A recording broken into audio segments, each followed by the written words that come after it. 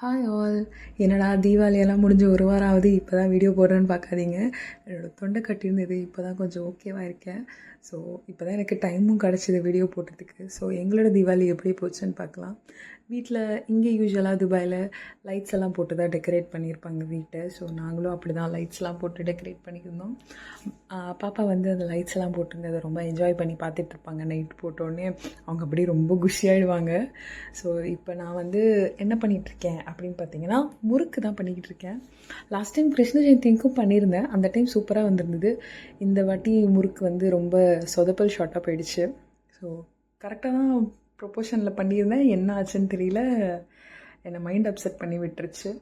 So first அரிசி மாவு ஊர்லேருந்து கொண்டு வந்திருந்தேன். ஸோ அதுதான் எடுத்திருக்கேன். லைக் 4 கப் அரிசி மாவு வந்து போட்டிருக்கேன். அதுக்கப்புறம் ஆல்ரெடி 1 கப் உளுந்து வந்து வறுத்து வச்சுருந்தேன் இல்லையா. ஸோ அந்த உளுந்தை வந்து தனியாக எடுத்துக்கிட்டு, உளுந்து மட்டும் ஃபஸ்ட்டு ஃபைன் பவுடராக கிரைண்ட் பண்ணிவிட்டு அதை வந்து அந்த அரிசி மாவோட சேர்த்து வந்து மிக்ஸ் பண்ணி முறுக்கு பண்ண வேண்டியது தான். ஸோ உளுந்து மாவு இங்கே வந்து கிரைண்ட் பண்ணி எடுத்துகிட்டு வந்துட்டேன். ரொம்ப டார்க்காக ரோஸ்ட் பண்ணிடக்கூடாது. லோ ஃப்ளேமில் வச்சு அந்த கலர் மாறாத மாதிரியே லைட்டாக ரோஸ்ட் பண்ணி அந்த ஸ்மெல் வர வரைக்கும் ரோஸ்ட் பண்ணி எடுக்கணும். பொட்டுக்கடலை நீங்கள் அடுப்பை ஆஃப் பண்ணிவிட்டு சும்மா அந்த வெறும் கடாயில் போட்டு ஃப்ரை பண்ணாலே போகிறோம். 2 டேபிள் ஸ்பூன் வந்து பொட்டுக்கடலை போட்டிருந்தேன்.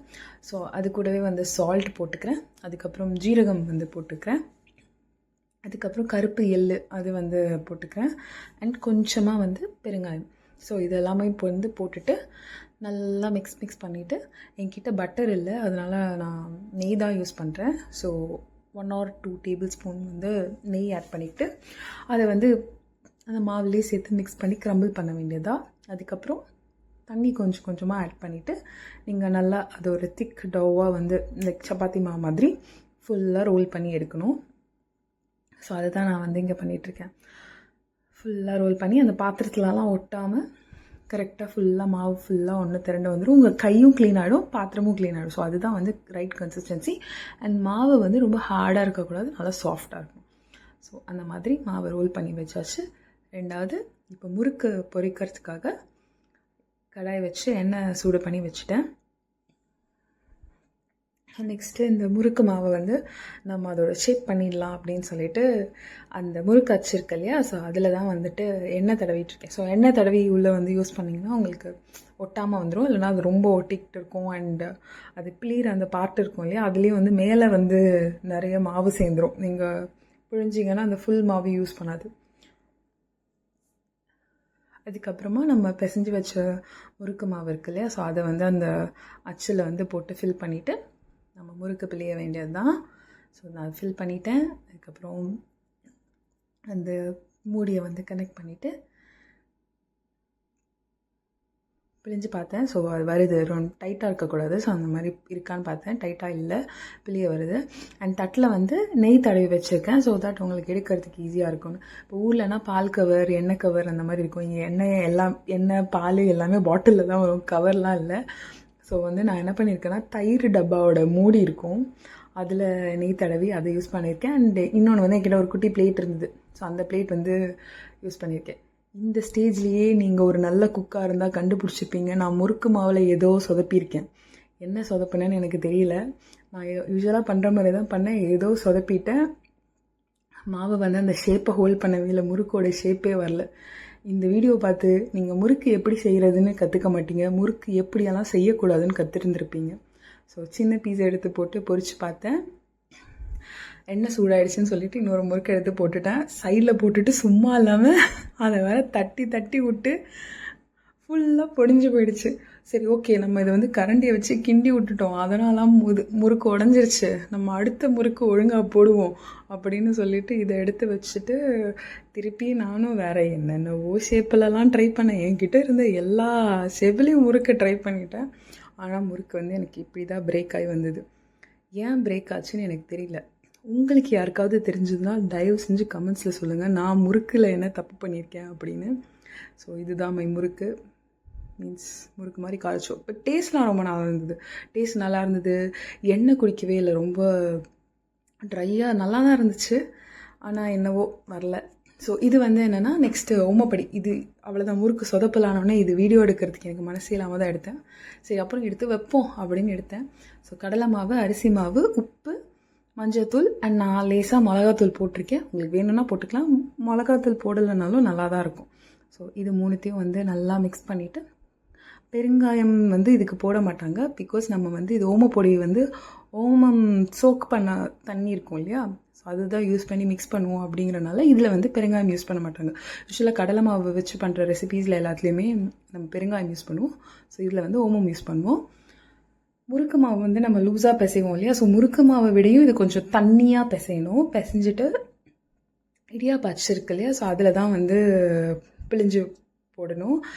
அண்ட் இது பிழிஞ்சிட்டு நீங்கள் பக்கத்துலேயே நிற்கணும். பிகாஸ் இது சீக்கிரம் வெந்துடும். லோ ஃப்ளேம்லேயே, மீடியம் டு லோ ஃப்ளேம்லேயே வச்சுட்டு ஒரு 2 மினிட்ஸ் விட்டுட்டு திருப்பி போட்டுட்டு திருப்பியும் ஒரு 2 மினிட்ஸ் கழிச்சோன்னே எடுக்க வேண்டியதான். ஸோ இது வந்து எனக்கு பக்காவாக வந்திருந்தது. நெக்ஸ்ட்டு வந்து இது பாப்பாக்காக ட்ரை ஃப்ரூட்ஸ் லட்டு தான் பண்ணியிருந்தேன். ஸோ இதுக்கு தனியாக நான் செப்பரேட்டாக ஒரு வீடியோ போட்டிருக்கேன். இந்த வீடியோவில் நான் எக்ஸ்பிளைன் பண்ணல உங்களுக்கு, நான் அதுக்கு தனியாக ஒரு வீடியோ போட்டிருக்கேன். ஸோ கமெண்ட்டில் அண்ட் டிஸ்கிரிப்ஷனில் வந்து நான் லிங்க் கொடுக்குறேன். நீங்கள் போய் அந்த வீடியோ செக் பண்ணி பாருங்கள். ஸோ இது நான் டீட்டெயில் ரெசிபியாகவே கொடுத்துருக்கேன். ரொம்ப ஈஸி, ரொம்ப குயிக் அண்ட் ரொம்ப டேஸ்டியாக இருந்தது. அண்ட் என்னோடய பாப்பாவுக்கு ரொம்ப பிடிச்சிருந்தது இந்த ரெசிபி. அவங்க ரொம்ப என்ஜாய் பண்ணி சாப்பிட்டாங்க. நீங்களும் இந்த ரெசிபியை ட்ரை பண்ணி பார்த்துட்டு உங்களுக்கு எப்படி வந்திருந்ததுன்னு சொல்லுங்கள் என்கிட்ட. அண்ட் மறக்காமல் சேனலில் சப்ஸ்கிரைப் பண்ணி வச்சுடுங்க. ஸோ இந்த மாதிரி தான் நான் ட்ரை ஃப்ரூட்ஸ் லட்டு வந்து பண்ணியிருந்தேன். ஸோ நெக்ஸ்ட்டு வந்து என்னென்னா ட்ரை கோகோனட் இருக்கும் இல்லையா, ஸோ கோகோனட் வந்து பவுடர், அது பவுடராக இருக்காது, லைக் துருவினதான் ட்ரை பண்ணி வச்சுருப்பாங்க. So try coconut powder. So அது வச்சு ஒரு லட்டு பண்ணலாம் அப்படின்னு சொல்லிட்டு அது பண்ணியிருந்தேன். பிகாஸ் நான் சூஸ் பண்ண ரெசிபி எல்லாமே வந்து குயிக்காக பண்ணுற மாதிரியான ரெசிபீஸ் தான் நான் சூஸ் பண்ணியிருந்தேன். ஸோ எனக்கு நான் ஆஃபீஸ் போயிட்டு வந்துட்டு எனக்கு பண்ணுறதுக்கு டைம் இருக்கணும், என்னால் பண்ண முடியணும் அப்படிங்கிற மாதிரி இருக்கிற ரெசிபீஸ் தான் நான் இந்த டைம் சூஸ் பண்ணியிருந்தேன்.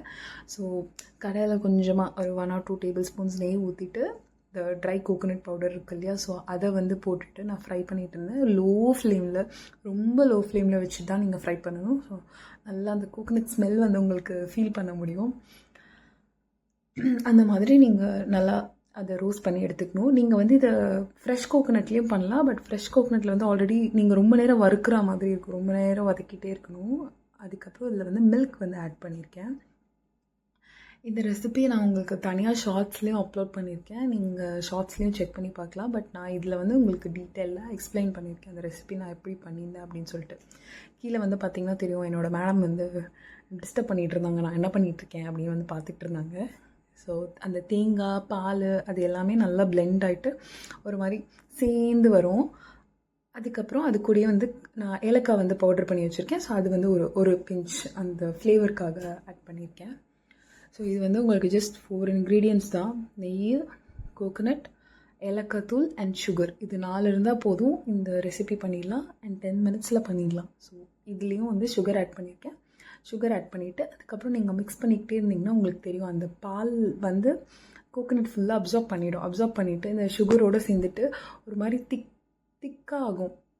நீங்கள் எடுத்து ரோல் பண்ணால் உங்களால் உருட்ட முடியணும், அந்த லட்டு மாதிரி உங்களால் உருட்ட முடியணும். இல்லைனா அது வந்து உங்களுக்கு பார்த்தா நான் அந்த ஸ்க்வீஸ் பண்ணி காட்டுறேன் இல்லையா, அதில் பார்த்தீங்கன்னா உங்களுக்கு தெரியும் லைக் மில்க் வந்து இருக்கும். ஸோ அது வந்து மில்க் வந்து ஃபுல்லாக ட்ரை ஆகணும். அந்த மில்க்கை வந்து ஃபுல்லாக கோகோனட் அப்சார்ப் பண்ணி உங்களுக்கு ட்ரையாக இருந்ததுனா தான் உங்களால் ரோல் பண்ணி பால்ஸ் மாதிரி ஆக்க முடியும்.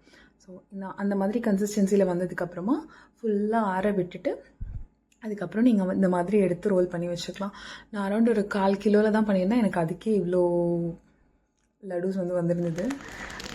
இப்படி தான் தீபாவளி வந்து இங்கே யுஏஇயில் செலிப்ரேட் பண்ணுவோம். லைக் நம்ம ஊர் மாதிரி ரொம்ப பெரிய வெடியெல்லாம் இருக்காது, சாதா குட்டி குட்டி கிராக்கர்ஸ் மட்டும்தான். அந்த மாதிரி குட்டி குட்டி கிராக்கர்ஸ்லாம் வச்சுட்டு இருந்தாங்க. நானும் என் பொண்ணு போய் பார்த்துட்டு இருந்தோம்.